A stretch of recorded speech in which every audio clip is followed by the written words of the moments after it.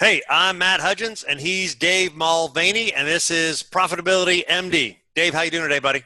Matt, I am doing fantastic. How about you? It's good. I love springtime, man. May 1st. May 1st it is. I just got back from a nice long weekend. End of April is always my anniversary, and just did a nice long weekend down in Flagler Beach, and it was fantastic. That's Weather was fantastic. perfect. I had a nice little golf weekend in Alabama Golf Trail, so that was really nice. Played a bunch of golf, had a bunch of fun, so that was pretty good. It's always good when you play golf. All right, so thought we'd tackle today. I'm too busy to grow. I'm too busy to grow. All right, so that's kind of the theme you and I came up with talking beforehand. I'm too busy to grow.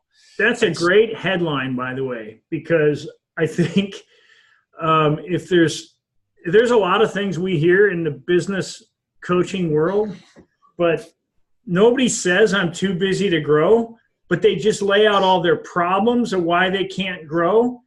And it all boils down to they're too busy to grow. Right. You never hear that. Oh, I got too many clients. I got too much business. I just can't take anymore. I literally, this is a multiple responses I get back from people on LinkedIn that I can't take any more business. And I'm like, what does that mean exactly? Right. Because if you can't take on any business, are you making as much money as you want to make? And are you taking as much time as you want to take off? Right? And the answer probably is no. They're probably working their rear end off, servicing the business they have, and they're too busy to take the next client. And the reality is that's where systems and processes, and I think that's what we're going to cover today is how do you grow when you're too busy to grow?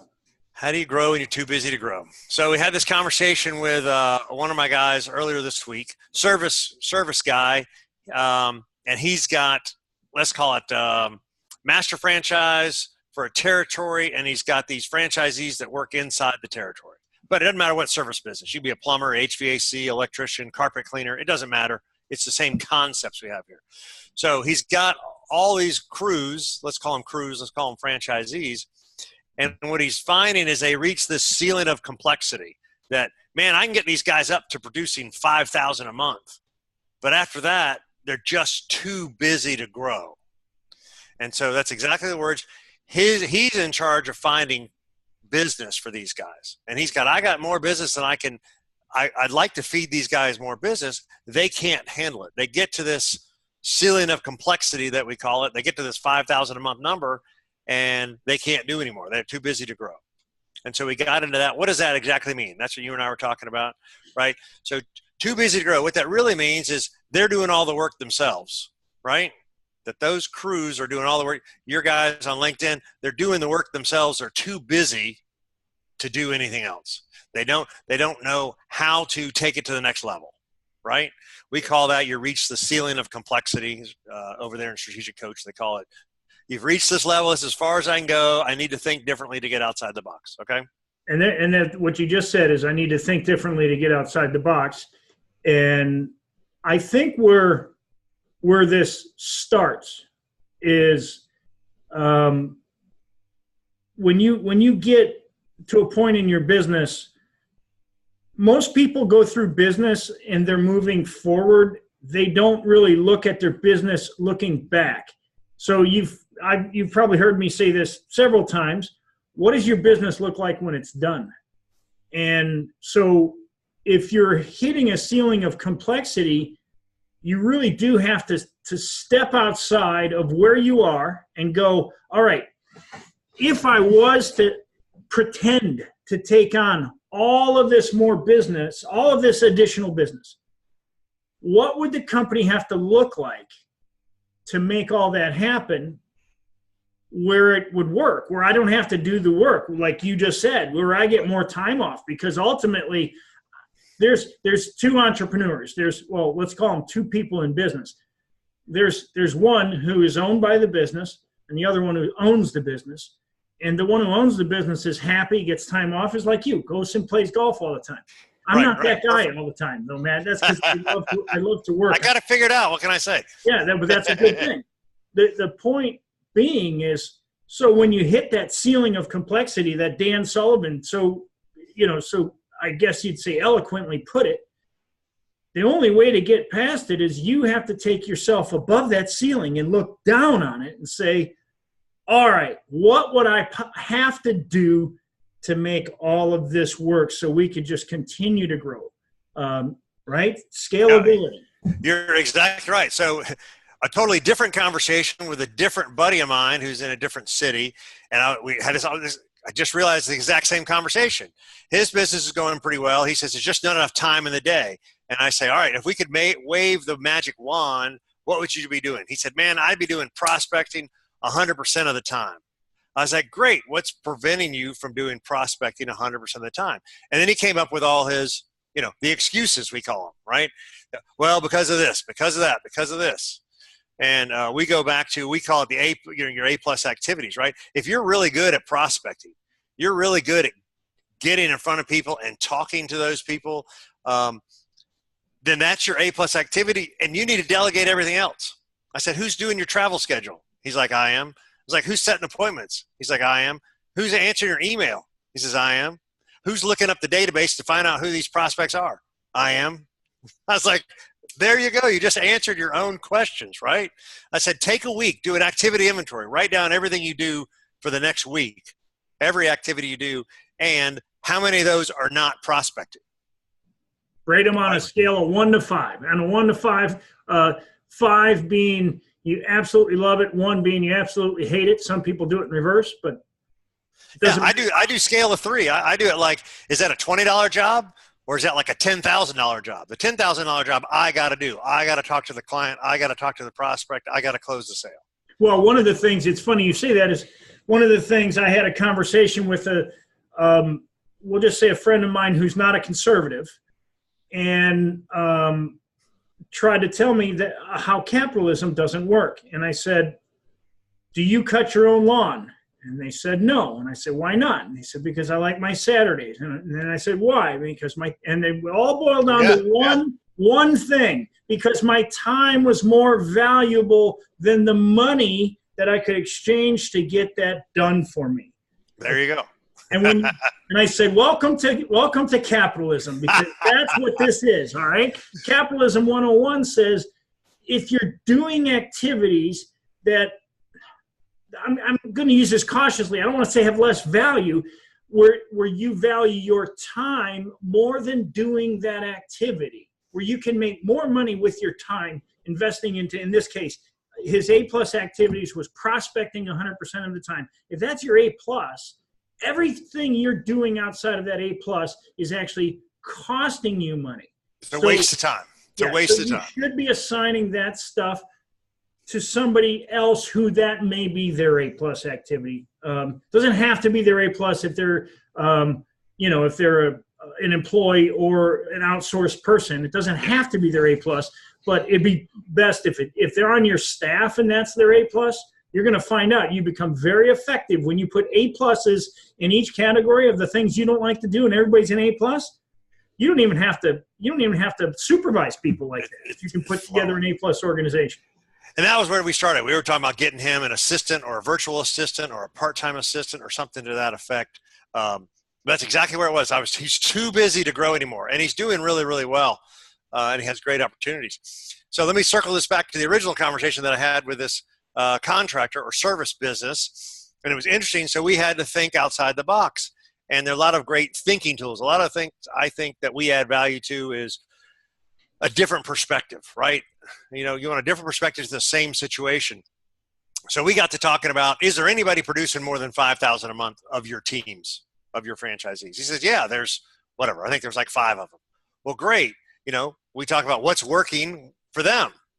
Well, those guys really seem to know how to hire and train, and they don't use the excuse, I can't find any good people. Remember, you and I have talked about finding good people in previous podcast episodes. Yep. They know how to, they just know how to do it. They got a business sense and know that you got to take a little step back in order to take a step forward and that type of stuff.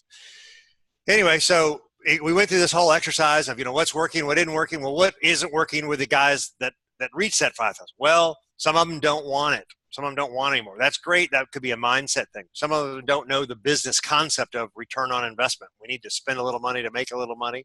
Great. and the rest, you get the excuses. I'm too busy. I'm already busy. I'm working too hard. I don't know how to hire, train. Can't find anybody is a great theme that I hear all the time right now. Can't find anybody. So let me just tell you the end result, which is really great. But you go through this whole exercise, just like you were just talking, you and I off beforehand, which was what's working, what isn't working, and let's brainstorm some ideas and put together a strategy, right? That's as simple as that. What's working? So what's working for those guys that are producing? What isn't working for the guys that aren't producing?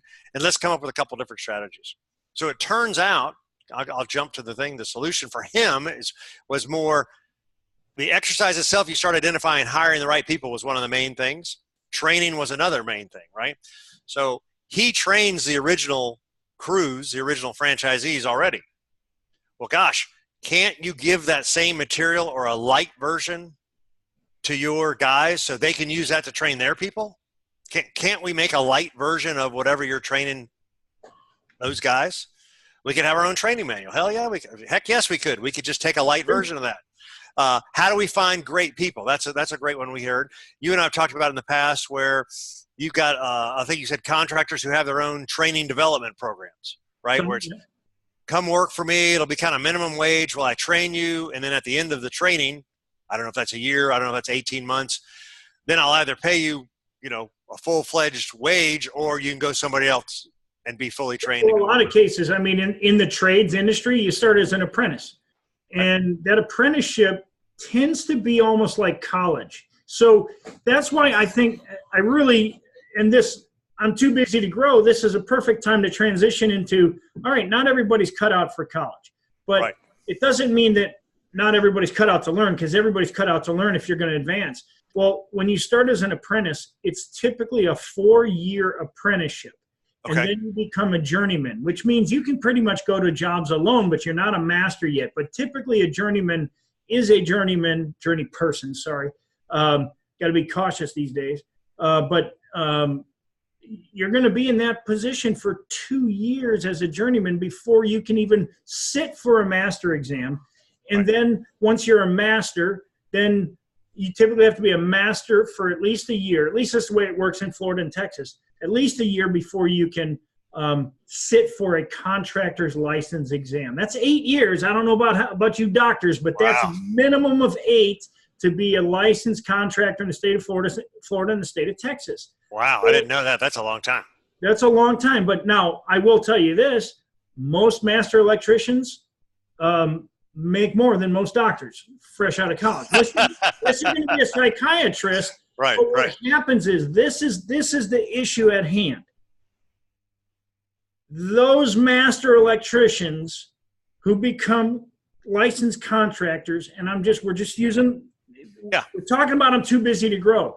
They never were taught how to grow a business. They were only taught how to be a technician with some basic business knowledge, enough business knowledge to pass the exam, but nobody taught them how to look at their business outside of the realm of being in the business and say, how are we going to grow this thing? Because now that you're a master, the last thing you want to do is do all the work. And this is perfect. Yeah. This is the exact conversation where our conversation ended up going, which was exactly that. Why don't we have my guy gets calls from other people who want to own their own crew, who want to own their own franchise in his territory. Gets that call. What's the number one hurdle? Money. You got to have an extra amount of money to start off with a capital. Why? And he gets 4 or 5 of these calls a week. Why don't we start an apprentice program, a franchisee and training program, where those guys come in and they go work for your 5 good contractors that are doing good jobs. To find out if you're a fit, right? Find out if you're a fit. That is exactly. Franchise in training. Okay, yes. So there's my copywriter side coming out, figuring out a whole game plan already, and we haven't. Yes. But that was the brainstorm of the $1 million idea was you already have a built-in force. These people are inquiring. They would love to own their own franchise. They don't have the money. Why don't we put our own little franchise in training, see if you're a good fit program that provides an educated labor force for your more talented, the guys that already know what they're doing, right? The guys that are making more than $5,000 a month already. Then, however many, is it a year? Is it 4 years? We didn't get to the specifics. We were kind of working it out, right? Is it a year and a half? Is it 2 years? And then then you get to either stay on that guy's crew, or you get to go start your own franchise. Chick-fil-A does that. Waffle House does that. Well, you got to go work in these places before you get your own store. I'm pretty sure that the idea, it's certainly not ours, but the idea started with Tom Monahan, the founder of Domino's Pizza. Okay. So he was one of the, so you had the McDonald's franchise and Burger King, and those were people who bought into the business, and because they had so much skin in the game, they were going to follow the rules of corporate. Well, Tom Monahan had a different concept. He said, okay, here's what we're going to do.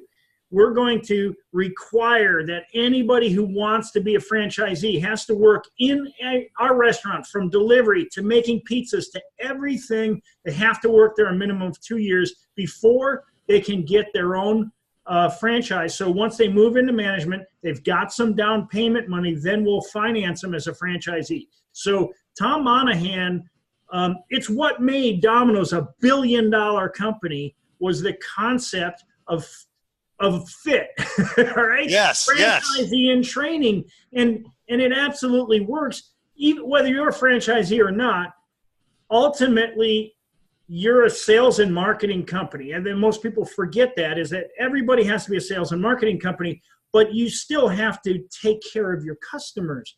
And that's where the performance comes in, and that's where you need franchisees in training, or people. You constantly have to be running a school, if you will. Yeah. I don't care what business you're in. You're in the business of education.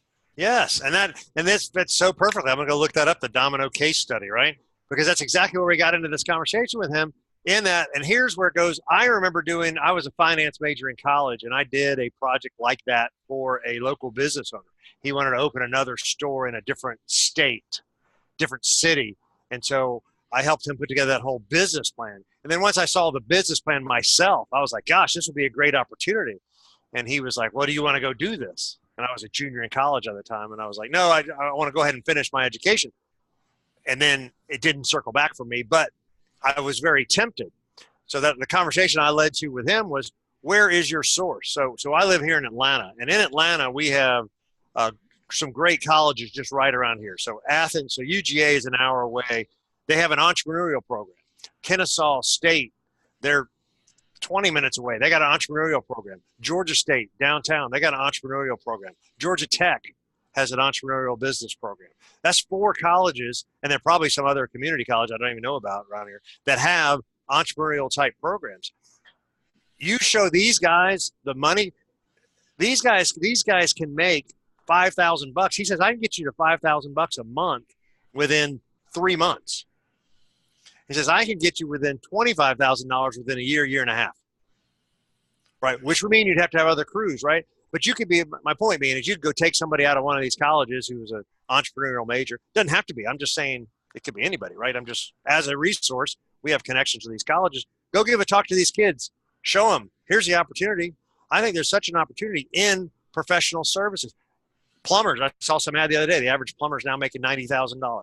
HVAC, electrician, like you just said, these kids don't know that there's this opportunity out there.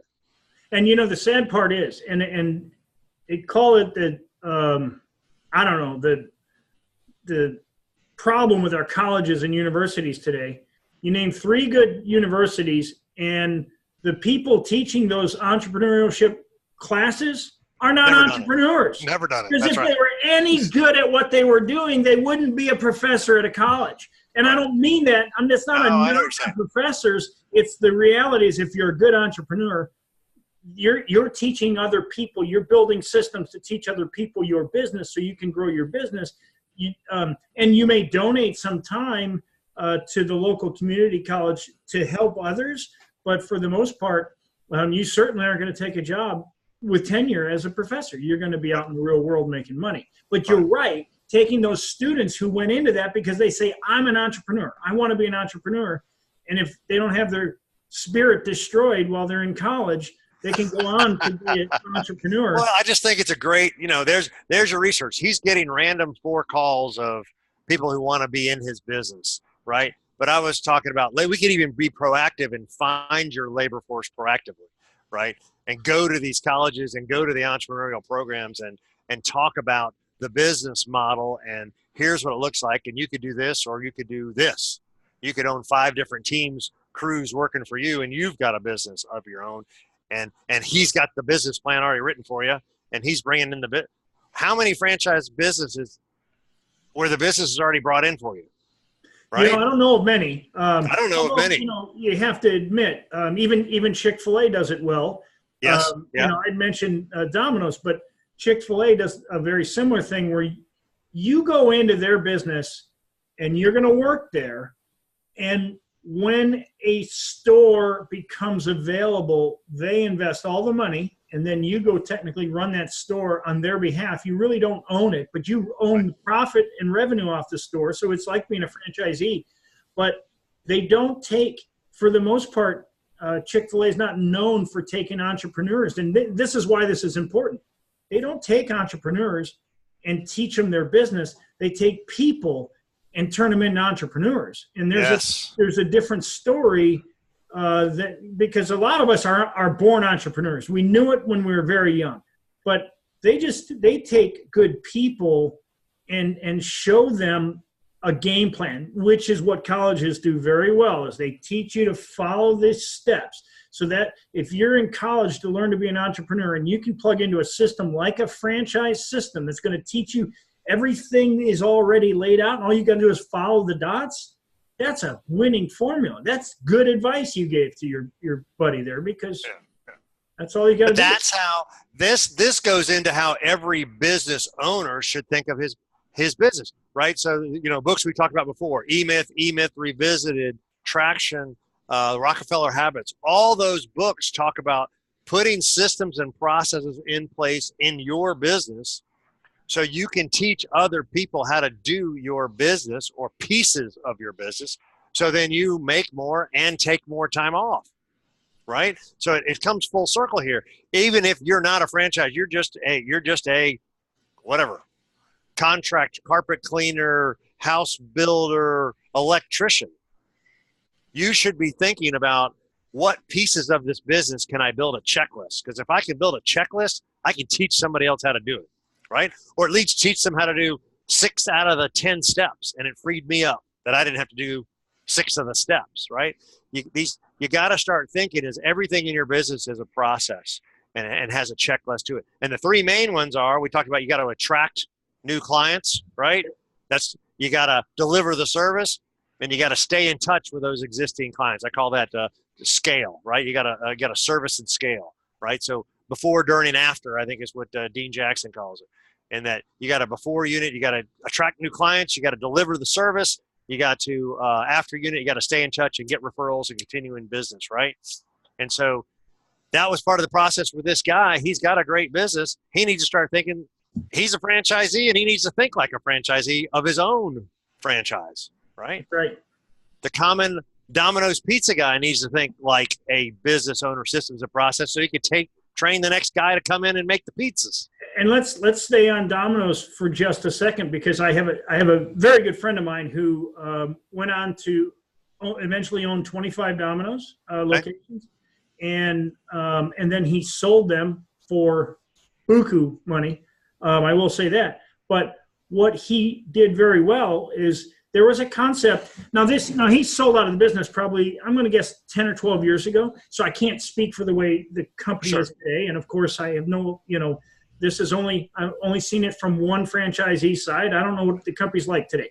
But that being said, their process was, if you're an owner and you're active owner working in your store, you can make about $5,000 a week when your store does $20,000 a week.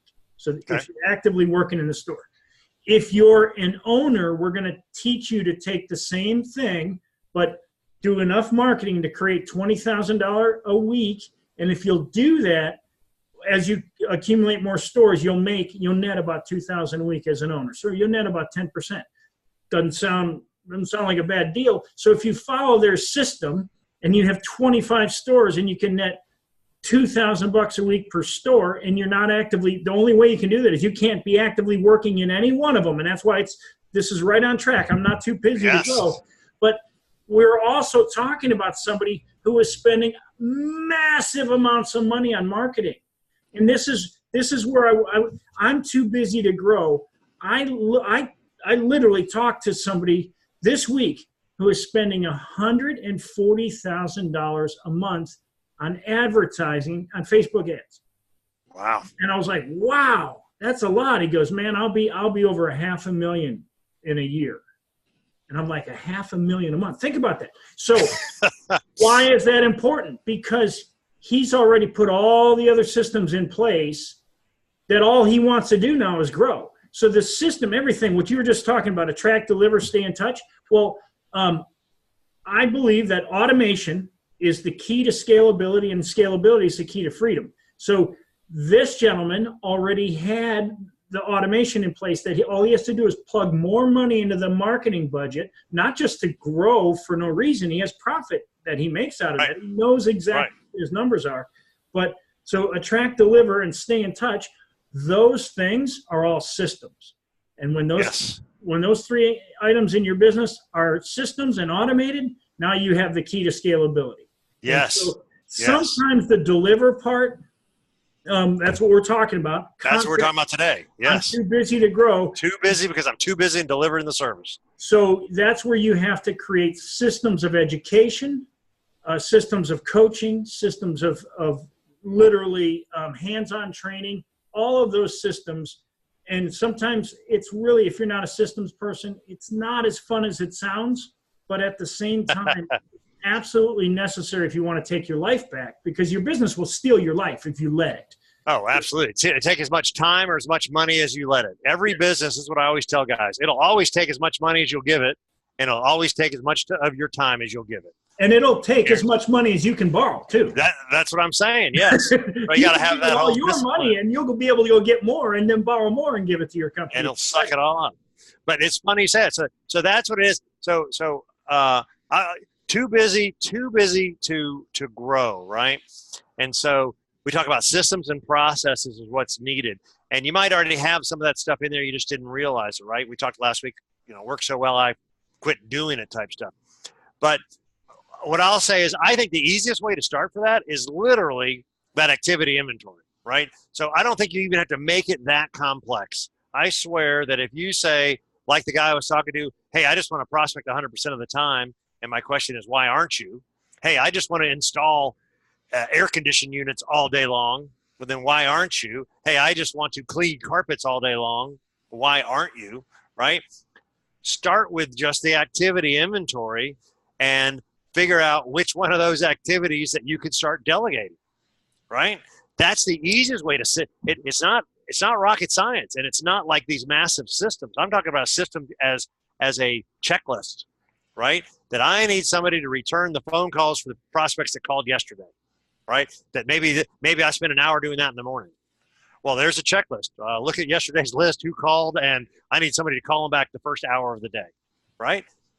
So I will say that it's much easier, at least to start systematizing your business, is just do the activity inventory. What are your A, B, and C activities? You called them the 1, 2, or 3, or 1 to 5. 1 to 5, and there's a reason I do the 1 to 5 because it gives you a kind of a ranking system, if you will. So let's say 5 being you absolutely love it, 1 being you absolutely hate doing it. But just because you're good at something, just because it's a 4 activity for you, doesn't mean you should be doing it. But you're going to have to do it for a while. So for a while, yes. By having a 5-step, but ABC works too, a 3-step process. When we'll call A being the best activity, C being the worst. Yes. The first things you want to start delegating would be the C activities. Exactly right. If you don't have systems, written systems, everybody's got a system. Right. I got a system on my desk. Everybody has a system. Right. We got real estate stuff right there. Okay. Everybody has a system. If you write your systems out, then you can start plugging people in. You start with the C activity and get all of those off your plate. Now, maybe let's say you've got yourself 2 hours a week, maybe 3 hours. But let's say the first 4 weeks, you get no free time because you're spending those 2 hours teaching it to somebody else. But after a month, guess what? No more C activities, and you've now got a system in place that you can teach somebody with. And now you have someone there that hopefully they work out, but if they don't, you can plug someone back into the system and all your C activities are gone. So now you're going to take that extra time. It's almost like investing money. You're going to take that extra time. You're going to start learning how to delegate the B's, how to get the B's off your plate. And when you get, and again, you might take all the time you're spending on B's plus what you were spending on the C's now to create a system to get all those B activities off your plate. Yeah. And so what I say is, you start with the entrepreneur himself, herself. So again, simple. So first, and then we'll fix your staff or your sales crew. But if you fix the entrepreneurial first, the him or her, where they learn to delegate, then it's easier for them to even teach, okay, now we need to free up time for your sales force. How do we make it easier for your sales force to do it, right? But I like to start with the entrepreneur himself, herself, because it's almost like you're eating your own pudding, right? You're eating your own cooking. Hey, this is what I'm doing to delegate my ABC activities. I'm going to do it, show you guys how to do it. Then I'm going to teach you how to the next stage down. I need to now get my crew, right? You got your crews. We got to teach my crews how to delegate. We got to teach my salespeople, offer support for them. But I just say, I don't want people to get scared about systems and processes. To me, it's like an ABC checklist. And I do like little videos on my phone or on screencast where you just, hey, here's how I check the email and here's my typical responses. And I just make like a little 1, 2, 3 minute video, right? That's how I can train somebody how to do something. I'm not a big writer. I know you're a big writer. I'm kind of a talker, right? So I like to talk. A video. Yeah. The problem is my mind runs off in tangents. So if I want to stay on subject, I have to write because it'll keep me on subject. As opposed to if I'm talking to you, what might actually take 5 minutes could actually run into 15 or 20 because I'm going to run on a tangent. So there is a method to my madness. But I'm actually so glad you brought that up because people do make making systems too complex. I talk to, of course, I'm big on lead magnets, and I say, well, look, if you don't want to write them, create them on your phone. Just make some good lead magnets, but focus on, okay, like what are we doing right now? We are focusing on a problem for, I would say, a big majority of business owners. We're probably even in the 60% of business owners probably face, I'm too busy to grow. This is not some small problem. This is something that is faced. So what are we doing? We're talking out the problem, saying, okay, here's the problem. Now, we know you're busy. So what are we going to do about the problem? And we've laid out really ABC. That's the easiest way to explain it. Take activity inventory. And I do think the activity inventory is a trademark of Dan Sullivan, so we want to give him credit. Oh, okay. Yeah. Okay. I do believe I have a different. I do something differently, so I don't mess with trademark. But I use the 1 through 5 scale of 1 through 5, and it's the same thing. Ultimately, you got to figure out what you're doing. Where's your time going? I like to do it on 15-minute windows. So what did you do the last 15 minutes? And you diary it. You diary for about 2 weeks. And then look at, oh, crap, it's the 80-20 rule, right? That we're spending 80% of our time doing the non-essential work. Only 20% of our time is spent in the productive, make money, enjoy stuff. The 80-20 rule. That's what you're going to see. But we're all that way. I actually do this every quarter for myself, right? That every quarter I'm still doing 80% of stuff I shouldn't be doing. It's natural. So I don't want to tell you it's a one and done thing. Well, it's never done. And the biggest problem I think with entrepreneurs is we spend so much time, we spend so much time trying to be better at the things we're not good at instead of focusing all of our time on the things that we are good at. And if we would just, I'm not talking good at, I'm talking excellent. I'm talking A+ activities. What's the coach's name? Head coach of Alabama. Oh yeah. Saban, right? Saban, yes. So I watched a speech of him yesterday. Not a big fan, by the way. I'm a Gator, all right? But watching a speech of him, and he talked about how some people are good, some people are great, some people strive for excellence. And we're trying to put together excellence. And so a lot of the things in the good area and the great area are okay. You work on those, but the reality is us entrepreneurs, if you really want to be excellent, you've got to get your 80-20 to where your 80 is spent on great.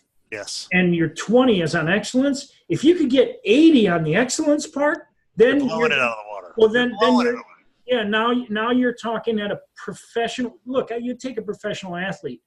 They spend 80% of their time on excellence and 20% of their time on perfection. Okay, there's a point in life where you can move all the way up this chain. They don't waste any time. I heard a story today about, I'm trying to think of the hitter's name. He's a baseball player in the 60s, and they were talking about his swing, how effortlessly his swing looked so effortless.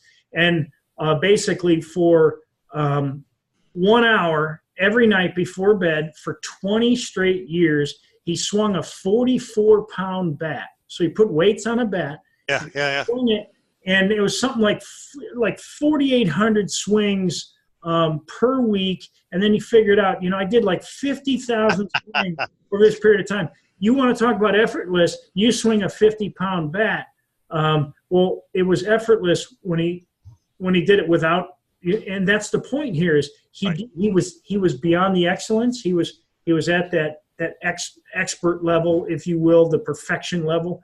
And that's what we're trying to get any entrepreneur. If you're too busy to grow, you got to get your 80% activity, keep moving up the chain. And that's why when you break it down into 5 spots, and as you move up, you might break it down into 10 spots, and you're only going to try to work everything at a 10, but you'll never get it all there. That's perfectionist. No, it's just a process. Yeah. The process, not perfection, right? Process, not perfection. We like to. All right. We got to wrap this up. Too busy to grow. Too busy to grow.